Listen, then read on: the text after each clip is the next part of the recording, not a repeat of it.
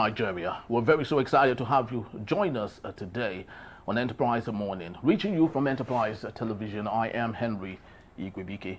We kick off today with our newspapers, and right after that will be our main conversation also for today. Please do well to be part of what we do. Have a say in what we say. You can always find and reach us at EnterpriseTVNews.com. You may equally like, comment, and follow us on all our social media platforms at Enterprise TV7. We have joining us via Zoom, Barrister Vansu Feli, Barrister, Law Public Affairs Analyst. Good morning to you, Barrister, and welcome. Good morning. Thank you so very much for your time. Now let's kickstart today with the Guardian newspaper for this morning. We have the big story here: how interest overlapping rules may undermine new tax regime. And right below that story, we have Obi denies pact with Atiku, backs a rotational presidency. And all the stories, how Shatima stalked APC's early NEC meeting. But let's get straight to our talking point for today. Calls to strip president of powers to appoint INEC officially intensifies.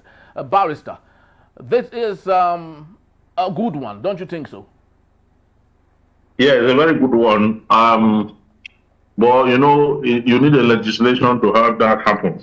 Okay, the independence of INEC has always been called to question, particularly in the last election where they said there was a technical glitch, which ended up the technical glitch ended up in the favor of the All People's Congress. Okay, wherein at the wee hours of the morning, the current president was sworn in when Nigerians were asleep. So the influence that the politicians have, especially an incumbent president on INEC, is far-reaching. So there's a need for that office to be separated from the influence of appointments. There's a need for that office to have a life of its own and be able to think, be able to have a mind of its own. Because the lack of that thereof is what usually we create the problem where the umpire forgets there's an umpire. And then he begins to play to the gallery or begin to get involved. They send into the arena to favor a party in the race. So whatever that can be done to stem the tide, to take that off, to make an independent institution out of INEC, as the name implied, is welcome, and that is important.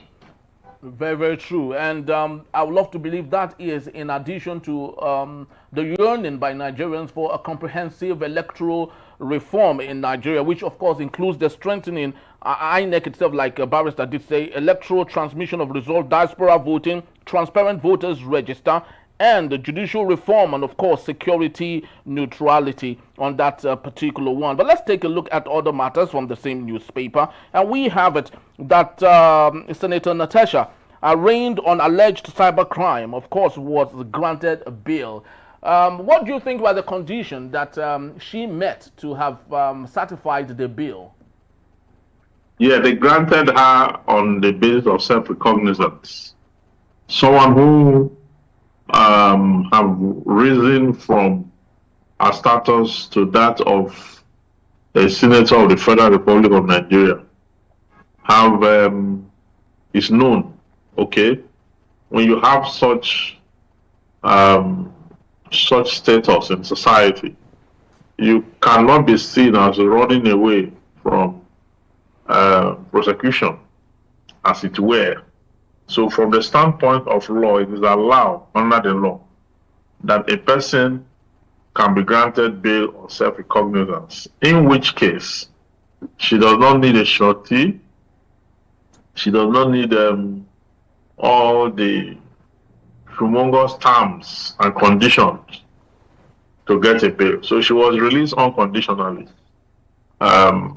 Nothing attached to it or based on self-recognizance. So she'll be coming from home to attend to her trial in the case, as the case arraignment are taking place already. Ordinarily, if it were to be someone whose character is in question, or whom the court cannot be sure whether she will jump bail or not, usually they will grant her bail, they'll ask for shorty, the shorty will be in like sum, and they will sometimes even impound the Nigerian passport and all that, and remand her in Kirikiri prison until those bail conditions are met. That's what they do ordinarily. But when you have a suspect, a defendant who have that, who is of the status of a senator, who the allegation against her was not that she embezzled money or stole money or whatsoever. The allegation against her has to do with her appearance and accusation on the television, and the accusation he made against the Senate president and the rest of that. So in the case under reference, she can be granted bail on self-recognizance, and that's exactly what the court did in the case yesterday. Yes, very true. And in addition to other criteria, the fact that she is a lawyer equally played a major role on the self-recognizance thing. But the question is, knowing she is a barrister, a lawyer, why would she then have allowed herself state that the Senate President and Yahya Bello were planning to have her killed? Don't you think it's very so sensitive and should not have come from a lawyer who should know better? Well, it is sensitive, but it's an allegation. I do not advise, like I said before in my former broadcast, I do not advise her to call names outlandishly like that. I won't say it then to avoid being sued.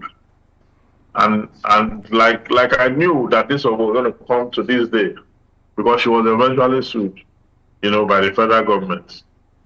And then witnesses listed accordingly.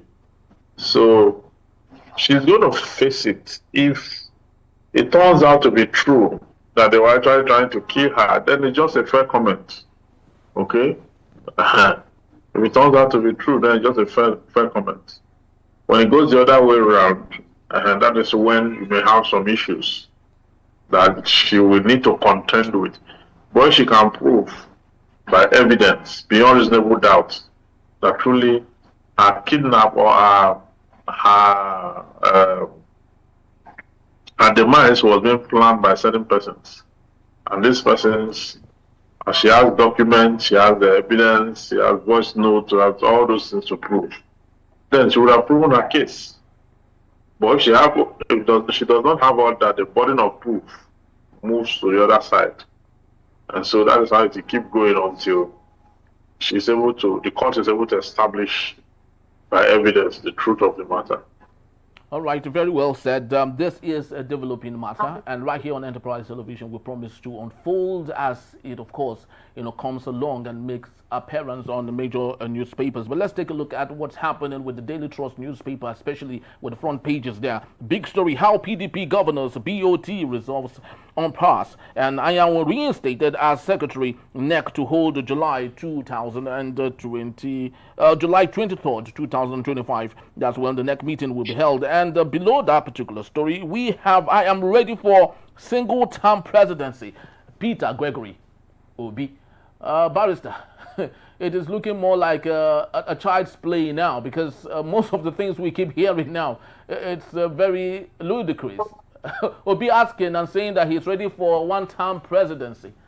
Don't you think they might be cajoling him on that particular matter? No, I don't think so. Politicians make a lot of statements when they are trying to grab power.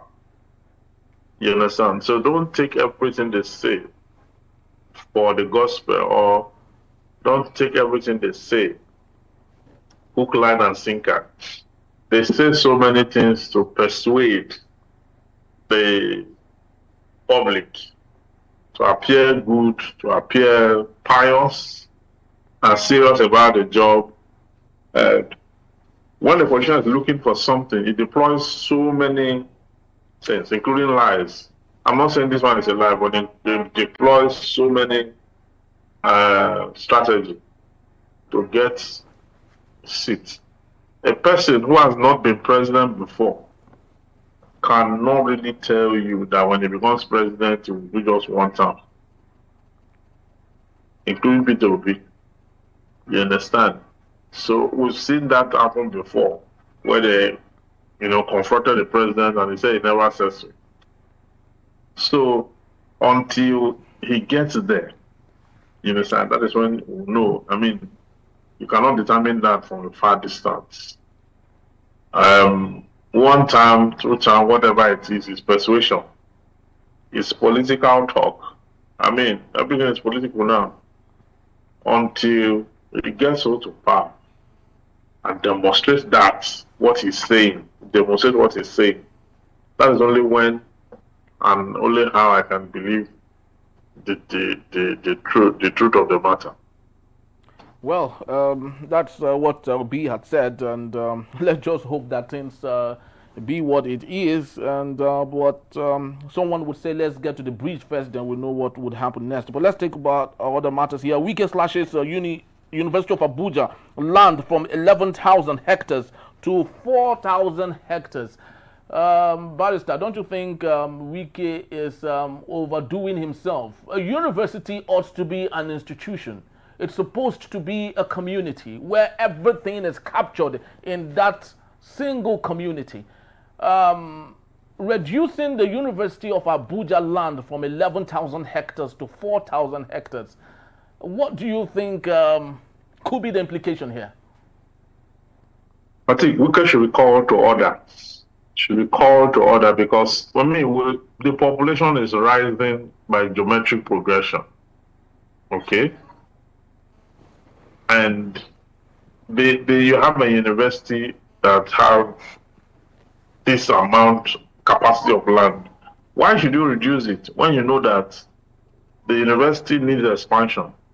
I mean, the school is not adequate. Population that apply to it every year is more than what it can take. And if it has land, what I expect the government to do or we get to do is to develop the university. Okay? Is to develop the university. Abuja is not a state. Yeah? It's the minister of the FCT. His job is to ensure that he joins forces with the federal government to develop Abuja proper. So he should have a policy document for the expansion of that school and not to reduce the land. You see how we pay lip service to education. This is a demonstration of that. You are reducing the land size of a school just so that you can annex it with business and all that. Schools should be preserved because that's where people go to seek wisdom, and that is where people go so their life becomes better. The citizens of this country, of the town, and all that, they have so much to gain from having a school situated at their area. So the land is not supposed to be reduced. Rather, we are supposed to, have more for the school. So why is Wike reducing it? Why is he twisting the university? Dispossess them of land. And I think he should be called to order. He needs to be called to order. Very, very true, Barrister. Now let's get to the big story. How PDP governors, BOT resolved on pass. Anyan will be instated as secretary. Do you see a PDP that is structured with the reinstatement of Anyan as a secretary? Are they good enough now to fight the leading party as the opposition? The days to come will tell. Okay, the issue of secretaryship and all that is just one among many issues plaguing the PDP. Okay, the entire issue have not been resolved. So the kind of maturity it requires to overlook things and focus on the bigger assignment. If PDP have it, I doubt, but let's watch and see. Because now it's time for them to manage their anger, their differences, grievances, and all that. because it is an era of politicking.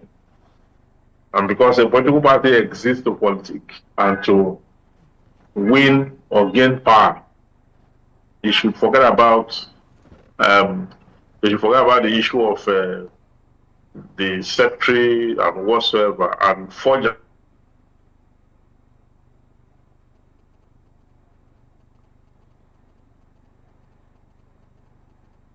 I still the barrister. I'll have a little bit of a glitch there. And all that to form a formidable force against them. So it's when that is done and done proper that the electors will now see that the PDP are now serious. Okay? But if after all this, they go back to their fighting board and continue to fight to show the people that they cannot be trusted and they cannot be relied upon, that their votes, any vote cast for them will be a waste, then the people will turn around. So my advice for them is to calm down and re-strategize, restudy the situation, build capacity, and possibly get more people into the party and see how they can, come out strong and contest. After all, they were the party in power before the PDP. You understand? Yes. I mean, the PDP was in power before the APC. Okay? So this is something they can always do. They can always come back to health. In most recent times, barrister, the secretary of the PDP has become more popular than the chairman. Most Nigerians don't even know who the secretary of the APC is or the secretary of the Labour Party. But the PDP has made that that duty or that portfolio much more important, that it is always the talking point, not even Damagong himself. So the question is the secretary's status that so important that governors would have to defect? Omoeno said he defected because he is not sure who would sign and append to his re-election. How important is the secretary's status of a party? The secretary's status is very critical, okay? Because constitutionally speaking, the chairman and the secretary, their roles are very fundamental, okay? So it is not out of place to state that. But Omoeno's case is, I think he just jumped ship to secure the second term, and he did that too because of the influence of the party already, and wanted to gain the favor of the president at the center for what he did. Not necessarily that he cannot win election under PDP. Not necessarily so, from what I see about Akwa Ibom. So those are political excuses they give to keep the optics clean. He could have as well, if he wanted to, wait to contest under the PDP, and he may get even a better result from what he has already. So, but there is this craze already, this chase already. Everybody wants to go to where it's happening, where everybody's converged. And that's exactly what he did. He could have gotten it also, because he got it as a PDP candidate. That is even when he got the breakthrough for the first time. So repeating it with now better experience and exposure couldn't have been a problem, except that he just wanted to join the bandwagon. All right, barrister, we have less than 90 seconds to go. Let's see how we can manage that. We have on security matters, especially with the northeast and the northwest of Nigeria. Tuluji's ally, Dambokolo, 6 bandits commanders, 182 foot soldiers killed. Yesterday, a retired Major General Ijoma said that the Nigerian military is more than enough to deal with insurgency in Nigeria. But over the years, we've seen the deficit in that particular aspect. What do we say about the Nigerian military not doing enough to really get rid of insurgents in Nigeria? I believe the Nigerian military have the capacity, except that the politics that have been introduced into the entire struggle may be a factor militating against military combat against insurgents. Because even the soldiers themselves have said it, that they are being used, that some manipulations are going on here and there. and their lives are being put into experiment. So even the average soldier know that they can defeat the insurgents in days. They put them under check and bring them to their knee in days. But they also tell you that they know that some kind of politics is ongoing. Some persons are playing a game with the struggle and all that. And that's why sometimes some of them just throw their guns away and leave the army like that because of what is going on. And because they are not allowed to speak. Until the PRO of the army speaks, nobody speaks. Because it's a chain of command. Okay? It is the spokesperson that will speak after they had come to an agreement as to what they intend to say to the public. The spokesperson will do the talking and the rest of that. So I think the military have that capacity. They have that capacity, but the capacity is being toyed with. There are a lot of interferences that will not make them succeed. If the struggle is won and the enemy is properly identified and everybody is on the same page, they will defeat them.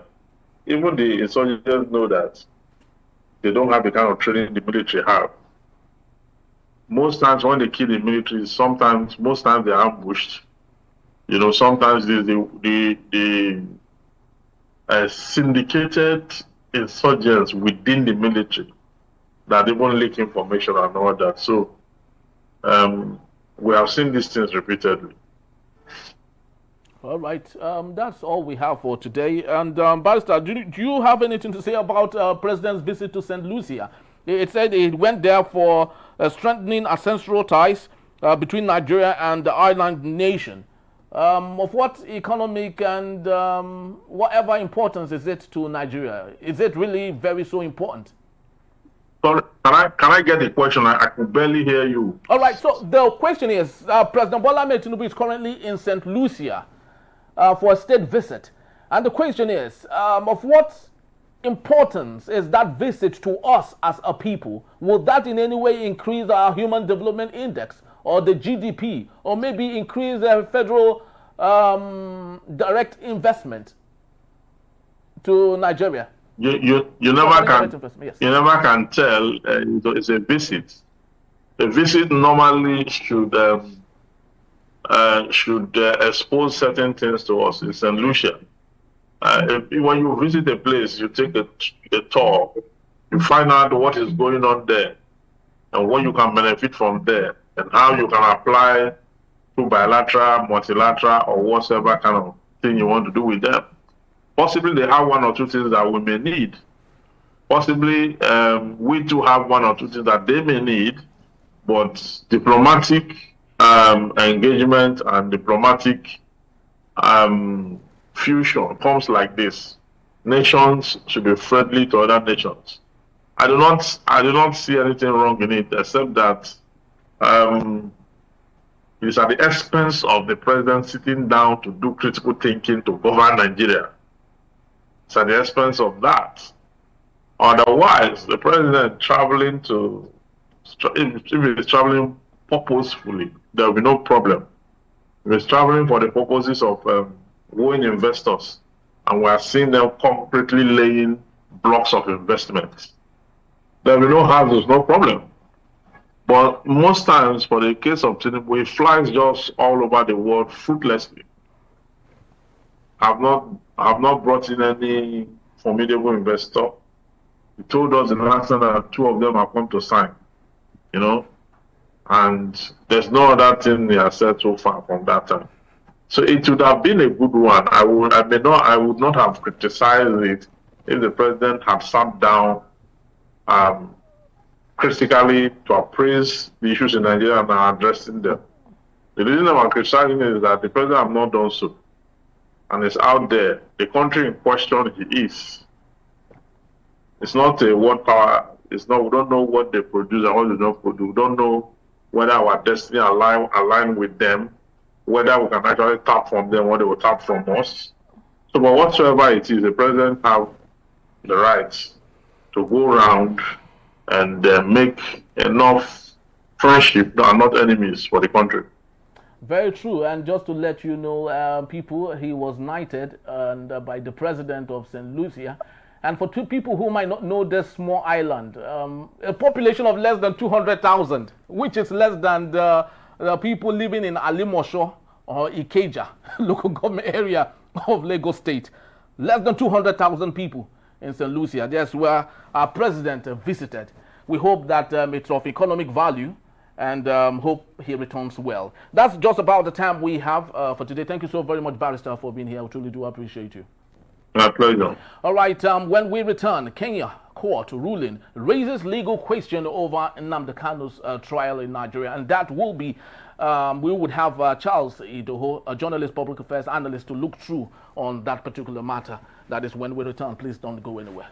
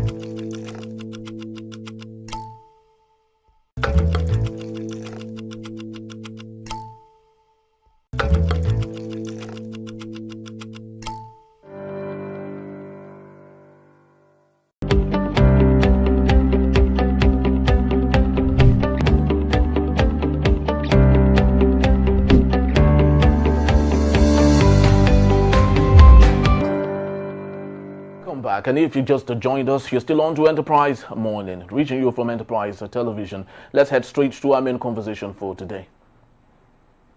The indigenous people of Biafra, IPOB, has urged the Nigerian government to reassess the ongoing trial of its leader, Nnamdi Kanu, following a Kenyan High Court ruling which declared that his 2021 arrest and transfer to Nigeria violated international laws and constitutional rights.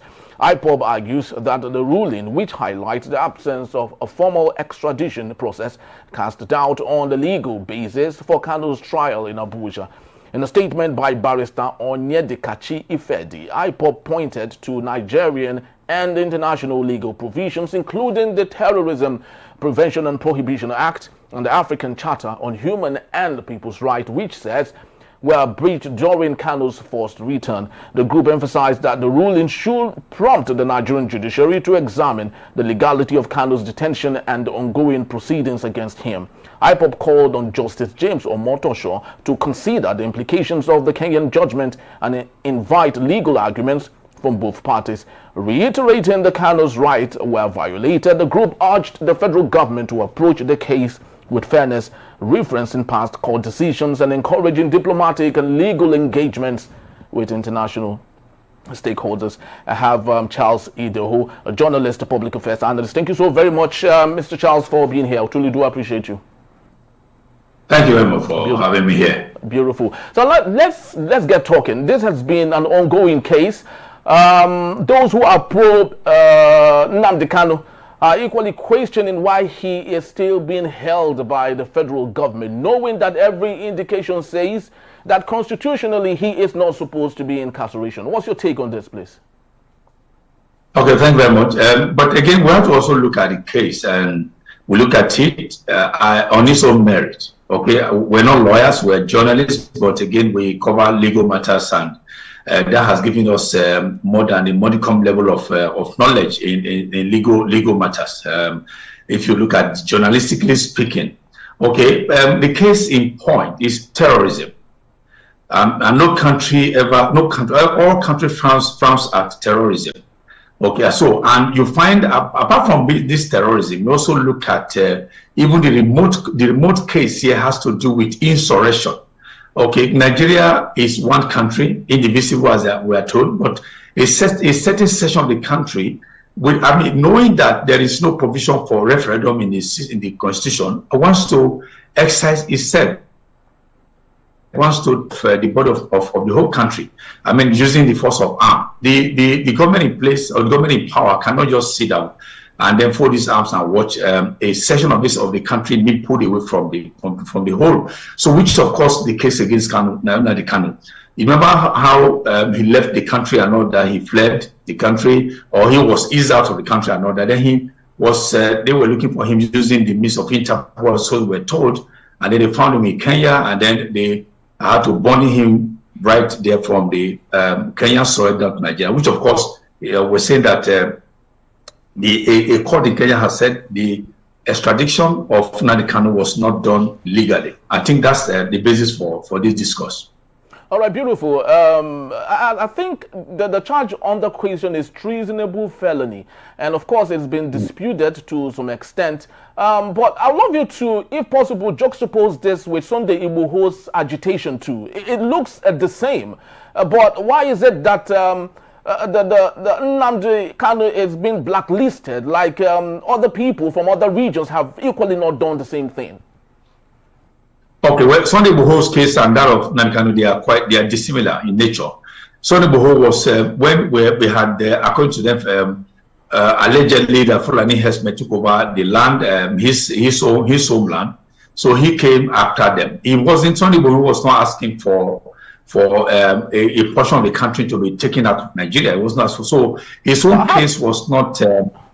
Yes, yes, because the Yoruba nation thing is still ongoing, even up until today. They visited 10 Downing Street to make their claim for the Yoruba nation. So isn't that secessionist, if you ask me? Well, it's a mix-up. I mean, you're mixing the whole thing up. Sunday Igboho is a case in point. Okay, that's the subject of our reference here in your question. Sunday Igboho was not asking for. Was not taking arms against the state. You understand? So if you say, yes, there are organizations that are individuals like Professor Oyebanye, I can't recall his name now or something, so one is certain professor that's asking for the dismemberment of this country and then asking for Yoruba nation. Sunday was never asking for Yoruba nation. I mean, I'm a journalist, I've covered that event, I've written so much about it. Sunday was just asking for the herdsmen to leave his land. They were killing, and he said was going to be organizing a reprisal attack against them. Which, of course, as at that time, Buhari was the president of the country. Buhari, being a Fulani man, was according to his wisdom, said that a certain person wants to be fighting against his own people. So it's different from somebody asking for a Biafran nation to be taken out of Nigeria.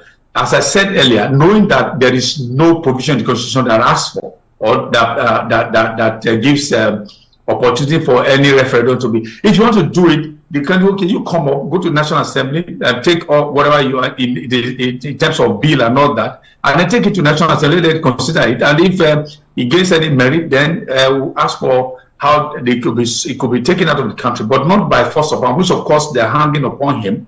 The terrorism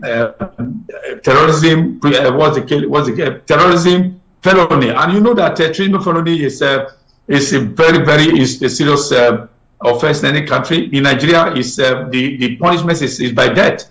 So, as I said earlier, what you brought as a reference Sunday Igboho and that of Nnamdi Kanu are dissimilar in nature. All right, but just like you rightly said, we are not legal luminaries here, and of course we are just journalists trying to flesh out, some of the things that are out there. But looking at the case under reference here, lots of people have disputed the reasons why he is still being held, because right up until today, there's no practical evidence against him. Of course, there have been witnesses here and there. But what do you have to say about the Kenyan court now saying that he was wrongfully brought into Nigeria? Don't you think the Nigerian government should see that as a reference point to readjust or rejig their case against him? Okay, well, first, let's have a look at it. Nnamdi Kanu was brought to Nigeria since 2021. You read in your prologue. Yeah. And then this is 2025. That's a 4 clear years. So what had the Kenyan government between never seen. They just suddenly woke up to say, oh, somebody was bonded out of this country, and then they now start doing what they ought to have done about 4 or 3 years ago. If they you look at, yes, of course, you know that if you look at the case against them and the Kanu, which is treasonable felony, and of course we also talk about terrorism. Yes, I do understand you have the Terrorism Prevention and Prohibition Act of 2021. You just suppose that with the 1999 Constitution of 1999 as amended. Yeah, the Terrorism Act, you can arrest someone and detain the person pending investigation, which of course they did. But again, if the 1999 Constitution has amended, it also provides for the fundamental human right of anybody, and then the person cannot just be treated as a dehumanizing nature. So you have two laws quarreling in the manner of speaking, quarreling against each other. Then if you also look at the international, if you look at it, also get out of Nigeria, you also look at the international charter and convention and all that. Nigeria is signatory to the law you made reference to. But again, if there's a proviso even in this convention, that for instance, let me state Nigeria in terms of what they did to Kanu in 2021. Say Nigeria may, now there is a word may. Nigeria may cooperate with any country in a case like the may. So which may, this word may is obligatory, it's not mandatory. Nigeria can decide not to cooperate. For instance, Osama bin Laden, when he was terrorizing the whole nation, whole world, America especially, America do for everywhere. America do for everywhere. They said the man was holed up in Pakistan. The American government wanted to get him out, but I think the Pakistani government was not ready to play ball. So they moved in there and they took the man out. Okay, so there are certain things that if you consider somebody as being a threat to the peaceful existence of your country, and then the country where we're hiding is not playing ball, if you have any means, you can take the guy out. So look at Simon Lepa, for instance. Look at what they are doing in Finland. Finland said yes, you cannot use our soil to be causing trouble. Nigeria and Finland, they are working in tandem to do that. Now,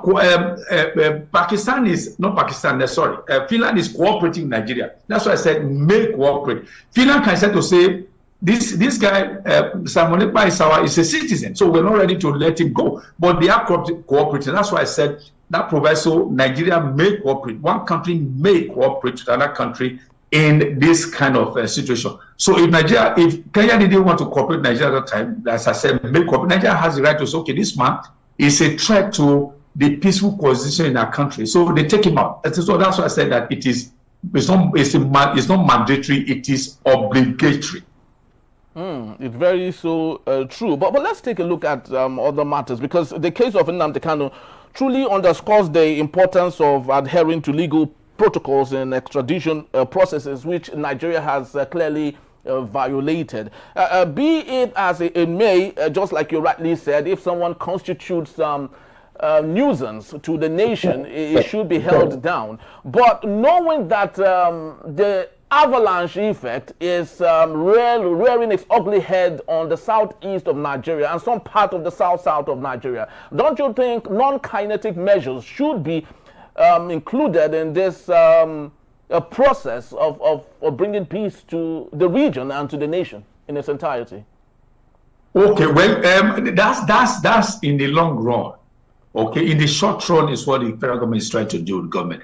The southeast is part of Nigeria. We have a 36-state structure that are embedded within a 6 geopolitical zone structure in a country of 36 states.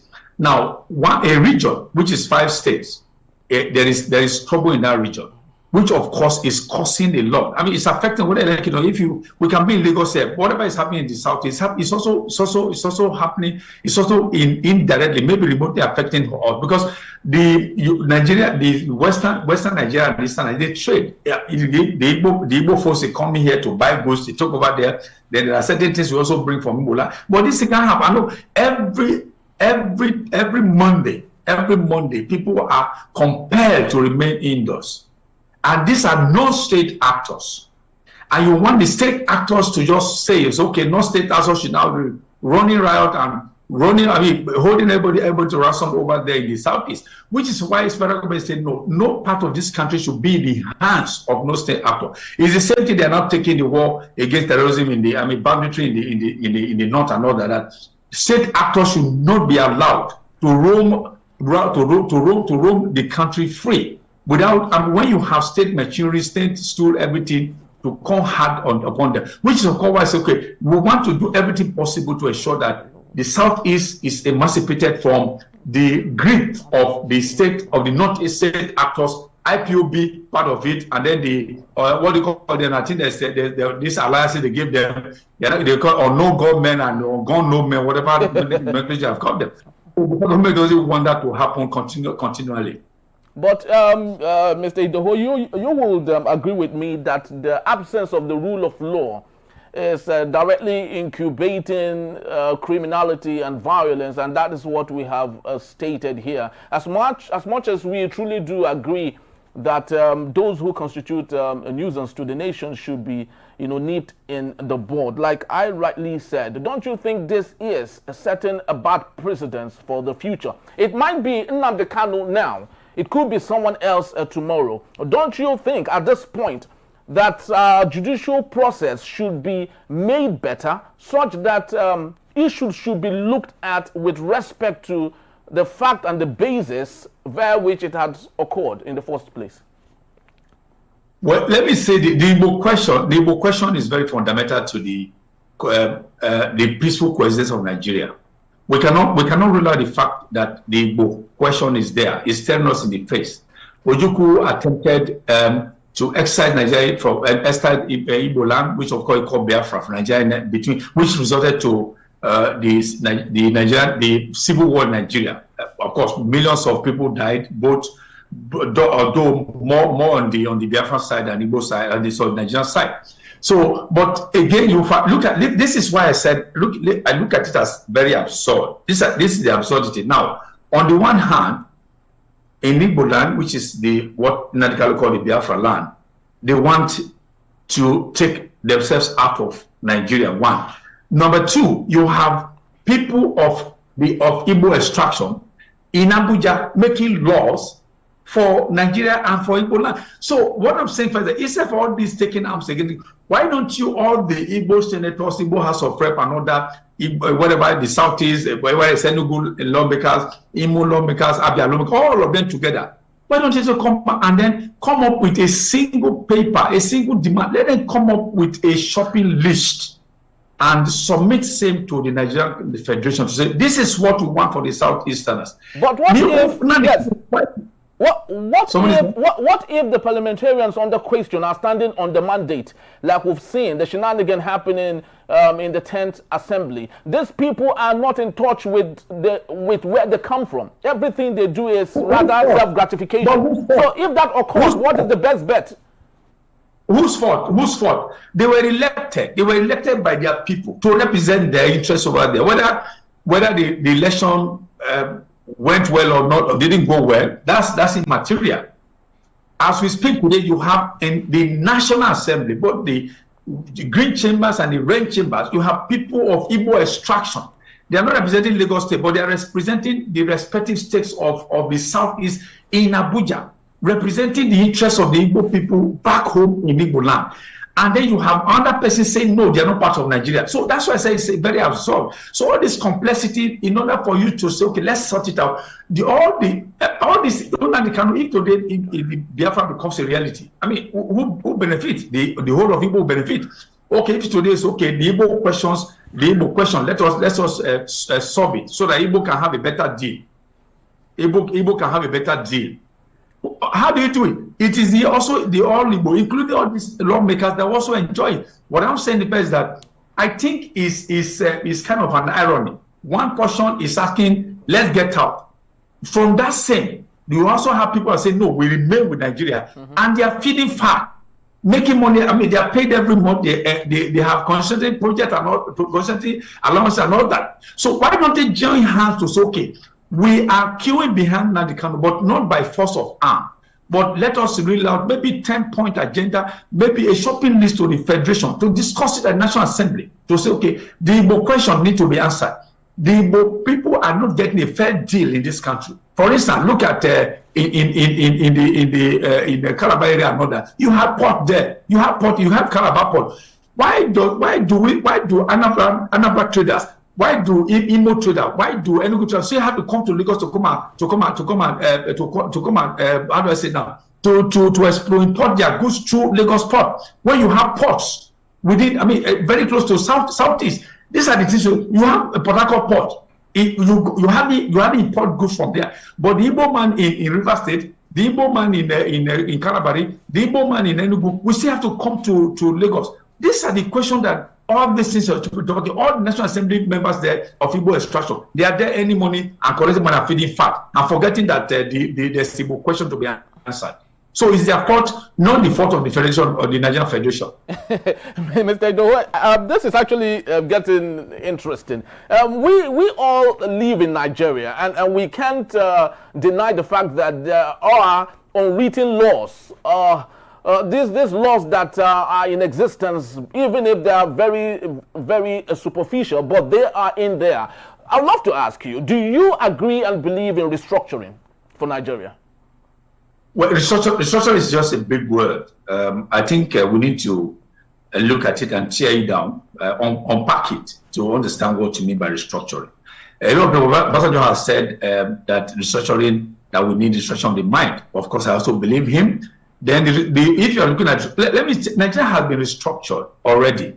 And it was Al-Nassr of blessed memory, the former vice president of Nigeria, they actually suggested to General Abacha. If you don't know this, let me explain to you. Please do. Suggested to General Abacha of also blessed memory that Nigeria needs to be carved into 6 regions for administrative ease, for ease of administration, which of course we are practicing. But again, the politician of being who they are, whether it's Igbo politician, whether it's Yoruba politician, whether it's Edo politician, whether it's Uruba politician, whether it's even Ndokwa politician, all of them are the same when it has to do with what benefits them selfishly.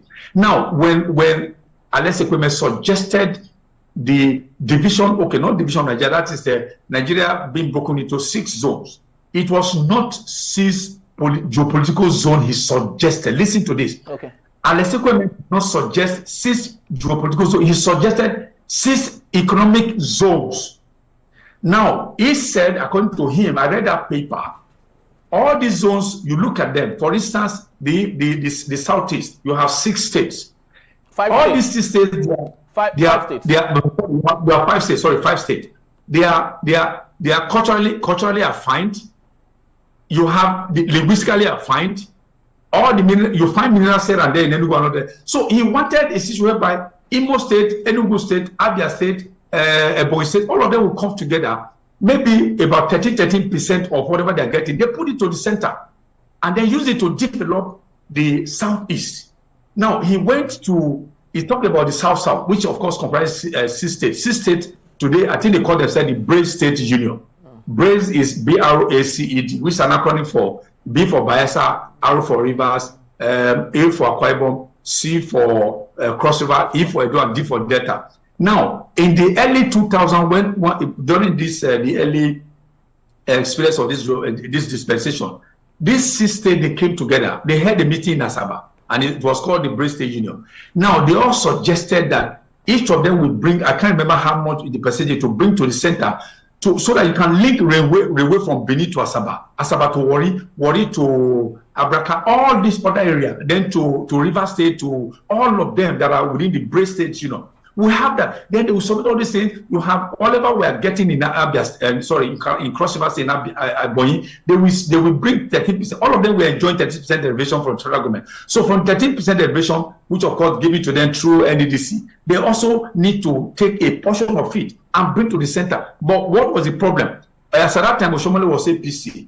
So the only APC, AD or AC governor, yes, he didn't agree with he didn't agree with the PDP governor from River State. They agreed with the PDP governor from even the brother in the Delta State. So when you come to the Southwest also formed their own 6 states. They call it Dawn Commission, DAWN. It's an acronym for Development Agenda for Western Nigeria. They also came up together, and it seems as if it's only the Dawn Commission that is working. because you have the Odua group, whatever, okay, these are Amoteco. It's also embedded in the Dawn Commission. So all these things were for administrative ease. But when the politicians took over in 1999, what did they take from it is power sharing. When the president from the southeast, the vice president has to be from the northwest. When the president, the speaker from the southeast, the deputy speaker from the south. They modeled the whole thing and destroyed the very essence of what Al-Nassr had in order for us to achieve administrative ease in Scotland is submitted to Abacha, which Abacha accepted. Today, what do you have? President from the southwest, he had to go and collect. He had to go and choose a vice president from the northeast. Today, we are saying if Tinubu is going for the second term, he should choose from the whatever. If you go to your state, go to Evansville State, in Delta State, my brothers. Today, Oboro is Uruboman. Who is his vice? His vice will not be Urubo. They will be looking for whether to go to Ukwani or Undokwa or to go to somewhere. If you go to Edo, you go to Edo today. The governor of Edo State now is Esan. Where did he pick his deputy from Benin speaking? There was Somali was there. So all this, they have narrowed the whole thing down to political office sharing, which of course they have bastardized. So that's why I'm saying that the Nigerian nation has already been restructured. Only if we can return to the paper submitted by Al-Nassr to Abacha and then pick it up from there and begin to look at the way it should be for us to, all of us to be happy. Yes, very true, because the reason I raised the question of restructuring was because of the port that you did mention. While the Southeasterners will necessarily need to come to Lagos just for them to clear their containers and all, why wouldn't we have it? And that raised the question of this, because with true restructuring, every region would have the opportunity of taking care of some of these things than relying on one port, which is an unwritten law against other regions in the country, which gives birth to all of these secessional activities that we have. So do you still agree? Do you still truly agree that the best bet to ending any form of the proliferation of secessionist actions is as a result of going back to what you did say, Alex Ekweme, on restructuring of our country? Well, let me make. I think I disagree with you. There's a proliferation. The use of the word proliferation means like multiple. I mean, there's no proliferation of secessionist agenda in Nigeria. I mean, it's only from southwest, southeast. I don't think there's something like a secessionist group. Well, there is one from there is one from the middle belt, even if it's not that profound. They are there, but for security purposes and not exposing themselves. No one is happy with Nigeria. You would agree with me? Is the use of the word proliferation and fighting. I'm not saying you don't have multiple, you don't have a couple of organizations. Now, having said that, but you see, let's come back to the one I mentioned earlier about the absurdity in all the businessmen from the southeast and south are coming to Lagos. That's also part of the Biafra question, the Igbo question. Where did it start from? If you go down history, I mean, on the port in River State, Calabar Port used to play host to beehives of activities over there. Before that was in the early First Republic between 1963 and 1966. You had them, but the government of General Jacobo Gowon said, well, if you allow, because at that time all these areas were under the control of Biafra, they had paused to themselves. So that's why they had to shut it down and all that. So, but the war has been over since how many years now? Over 50 years. Yeah. Good. The question is, the National Assembly members of Igbo extraction, when they get to that place, and what do they put all these things on the table for discussion? The answer is no. What are they looking for now? They want, okay, let us get the Southeast Development Commission because you have NDDC. Everybody's asking, Southwest Development Commission, Northeast. Is that the whole thing? The question of why are the ports in Onne, in Calabar, everywhere you have it, south and south, why are they not being optimally used? Optimally used? Are they asking questions about that? No. If you go to know what is Governor of Imo State asking for today, what's his name? Is he fighting for that? Is the governor Umba of Nugu State, Umba, is he fighting for that? The governor of Lesotho, what's he fighting for? I like what Lesotho do. Lesotho is building his own domain, which is good. It's a federation. It's one of the subnationals that we have in Nigeria. He's also building his own domain. I wish every other state will replicate what he's doing in the Abia state. But that's an aside. So all I'm saying is that if we want to get the Igbo questions answered and resolved, the Igbo, those of Igbo extraction like nations, they have a role to play. Traditional rulers have a role to play. The Igbo, whatever, they have a role to play. There are questions they must table before the federation, for the federation to look at it and say, this and this and this, what is besetting us. So if you want us to be totally reintegrated into Nigerian state, these questions will be answered. But once somebody wins election from the Igbo country, he goes to Abuja, he forgets that the other Igbo people have a question to answer. He's like every man to himself, and then God for us all. He forgets the whole question, and then he's now whatever benefiting him directly and selfishly is what he is championing. To all other person will go to hell, and that is not good at all for the Igbo question to be answered. Very so true. We can go on and on, but of course we are limited with time, and we just have to let it slide. The most important thing for every Nigerian is the opportunity to be a Nigerian, and being a Nigerian means that the equal right is there, the opportunity to strive and be better is there, and that is what every Nigerian wants, and we hope that we see it now and in the future. Thank you so very much, Mr. Charles Idaho, for being here. I truly do appreciate you.